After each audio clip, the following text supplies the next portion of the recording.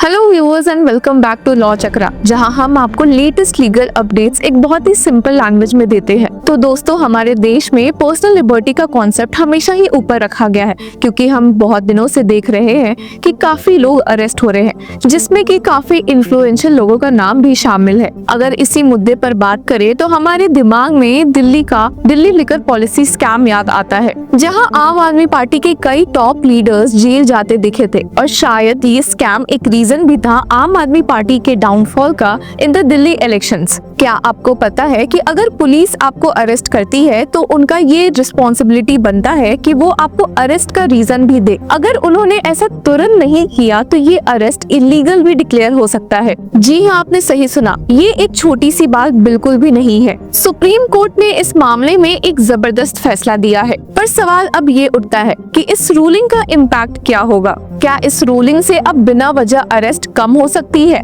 और इस रूलिंग के साथ सुप्रीम कोर्ट ने क्या गाइडलाइंस दी है? तो चलिए एक एक करके सब कुछ देखते हैं। तो दोस्तों, सुप्रीम कोर्ट ने 7 फरवरी 2025 को एक important case Vihan Kumar versus state of Haryana में ये रूलिंग दी। सुप्रीम कोर्ट की bench of justices Abhay S Oka और एन कोटेश्वर सिंह ने कहा कि अगर किसी भी अरेस्टेड पर्सन को उसके अरेस्ट की वजह नहीं बताई गई तो ये आर्टिकल 22 सबसेक्शन 1 का डायरेक्ट वायलेशन होगा। इसका सीधा मतलब ये है कि ऐसे अरेस्ट इनवैलिड डिक्लेयर हो जाएंगे और उस इंसान को बेल मिल जाएगी। इस जजमेंट में बेसिकली सुप्रीम कोर्ट ने कहा है कि ये एक फंडामेंटल राइट है कि हर अरेस्टेड इंसान को उसके अरेस्ट की वजह तुरंत बताई जाए। तो क्या आप इस जजमेंट का मतलब समझ रहे हैं? पहले लोग बिना किसी वजह के पुलिस के सिर्फ कहने पर जेल में डाल दिए जाते थे, पर सुप्रीम कोर्ट ने इस मामले में क्लियरली कहा है कि नो रीजन नो अरेस्ट। सिर्फ यही नहीं, बल्कि सुप्रीम कोर्ट ने ये क्लियर किया है कि अरेस्ट के रीजंस बताना एक फॉर्मेलिटी नहीं है, बल्कि कॉन्स्टिट्यूशनल रिक्वायरमेंट है। तो चलिए इस मुद्दे में थोड़ा और डीप डाइव करते हैं। हमारी इंडियन कॉन्स्टिट्यूशन का आर्टिकल 22 सबसेक्शन 1 ये कहता है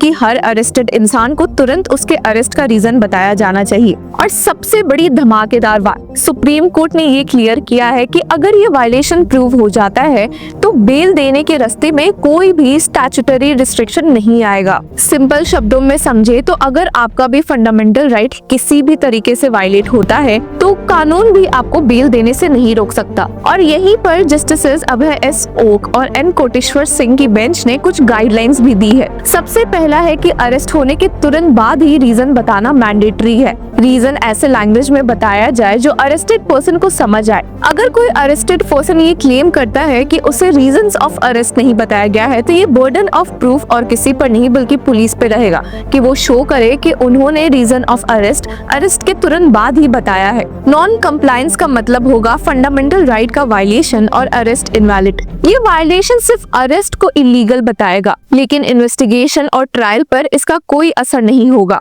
अगर किसी इंसान को मजिस्ट्रेट के सामने रिमांड के लिए लाया जाता है तो मजिस्ट्रेट का भी ये फर्ज है कि वो चेक करे कि आर्टिकल 22 सबसेक्शन 1 का पालन हुआ है या नहीं। अगर आर्टिकल 22 सबसेक्शन 1 का वायलेशन पाया जाता है तो बेल देना एकदम तय है, चाहे कानूनी रिस्ट्रिक्शंस कुछ भी कहे। ये डिसीजन काफी हिस्टोरिकल है, क्योंकि ऑफन पुलिस बिना वजह किसी भी इंसान को उठा लेती है और एक लंबे टाइम तक उसको इलीगल डिटेंशन में रख लेती है। ये प्रैक्टिस कई सारी जगहों पर देखी गई है और इसे कई बार बेसिक ह्यूमन राइट्स का वायलेशन भी कहा गया है। तो अब सुप्रीम कोर्ट के इस ऑर्डर से पुलिस की पावर तो चेक होगी ही, पर अरेस्टेड पर्सन को ये भी पता रहेगा कि उसे आखिर किस वजह से अरेस्ट किया गया था। सुप्रीम कोर्ट का ये ऑर्डर जुडिशियल ओवरसाइट को भी मजबूत करता है।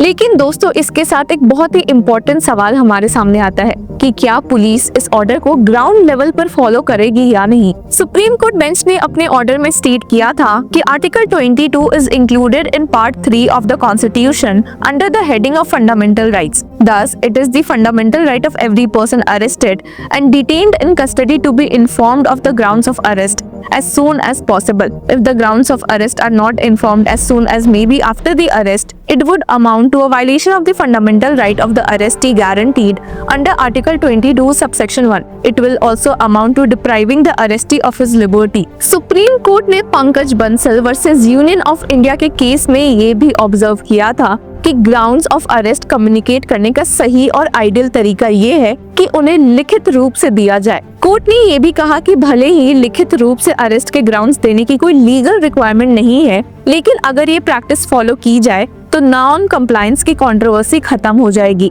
यानी अगर रिटन फॉर्म में ये ग्राउंड्स ऑफ अरेस्ट दिया जाए तो कोई भी लीगल चैलेंज या कंफ्यूजन का स्कोप ही नहीं रहेगा। इसी के साथ आपको बता दे कि भले सुप्रीम कोर्ट बेंच ने ये सेम ऑर्डर दिया है, बट इसी के केस में in a concurring separate judgment justice Singh ने कहा कि the constitutional requirement for communicating the grounds of arrest to be purposeful is also required to be communicated to the friends, relatives or such other persons of the accused as may be disclosed or nominated by the arrested person for the purpose of giving such information as provided under section 15A of the CRPC। तो दोस्तों supreme court का ये judgement एक बहुत ही बड़ा legal safeguard है जो हर citizen के फंडामेंटल राइट्स को और भी स्ट्रॉन्ग बनाता है। अब पुलिस बिना वजह किसी को भी उठाकर जेल में नहीं रख सकती। अगर आपको भी ऐसे केसेस के बारे में पता हो तो लीगल रेमेडीज लेना ना भूले। तो आपको क्या लगता है कि क्या ये ऑर्डर ग्राउंड लेवल पर एक सही तरीके से फॉलो होगा या नहीं? क्या पुलिस की मनमानी अब कम होगी? कमेंट्स में हमें अपने थॉट जरूर बताएं और तब तक के लिए कीप फॉलोइंग लॉ चक्रा।